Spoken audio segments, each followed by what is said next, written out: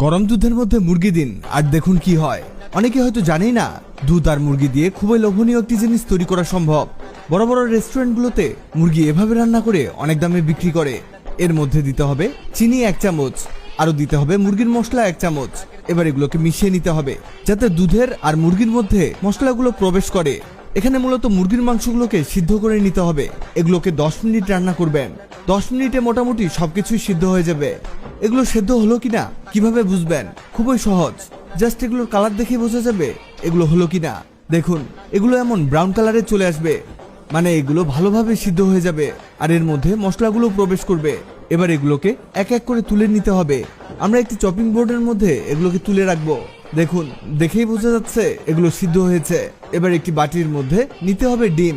এখানে আমরা 3টি ডিম নিয়েছি আর এর মধ্যে দিয়ে দিব 1 কাপ পরিমাণ সেই গরম দুধ। এবার এগুলোকে করতে হবে মিক্স, মানে এগুলো যতটা পারা যায় ফেটে নেবেন। এগুলো হতে হতে নিয়ে নিব 1 টেবিল চামচ ময়দা, 1 টেবিল চামচ পাউরুটির গুঁড়ো, 1 চামচ মরিচ গুঁড়ো, হাফ চামচ লবণ, হাফ চামচ ধনিয়া গুঁড়ো, গরম মশলা আর হলুদ দিয়ে সবকিছুকেই করতে হবে মিক্স। এখানে ভালো মানের একটা মশলা তৈরি হলো। দেখুন এর কালার কিছুটা এমন হবে। এদিকে আমাদের ডিম ফেটে নেওয়া হয়ে গেছে। এবার এই চিকেনের একটি পিস নিয়ে নিব আর ফেটে নেওয়া ডিমের মধ্যে চুবাতে হবে। এখানে একটু ভালো করে চুবিয়ে নেবেন যাতে চিকেনের চারদিকে ডিম লেগে থাকে। আর সেই মশলার মধ্যে এগুলোকে কোট করে নিতে হবে। কিভাবে করছি মনোযোগ দিয়ে দেখুন, খুবই সহজ। একটি করে নিন আর ডিমের মিশ্রণে ডুবান আর কোট করে নিন। এভাবে এক এক করে সবগুলোকেই কোট করে নিতে হবে। এবার একটি কড়াইয়ের মধ্যে দিয়ে দিন তেল।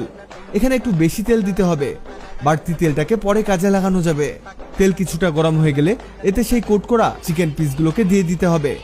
চমৎকার একটা জিনিস তৈরি হচ্ছে আর অনেক এক্সপেন্সিভও বলতে পারেন। একসাথে অনেকগুলো করলে ভালো হয়। এগুলো ভাজতে ভাজতে জানিয়ে দিন আপনি পৃথিবীর কোন জায়গা থেকে ভিডিওটি দেখছেন। এই যে আমাদের ভাজা প্রায় শেষ। দেখুন কি দুর্দান্ত হয়েছে, দেখেই কেমন খেতে ইচ্ছে করছে। এভাবে চিকেন ফ্রাই করতে টাকাও কম লাগবে, খেতেও অনেক মজার হবে।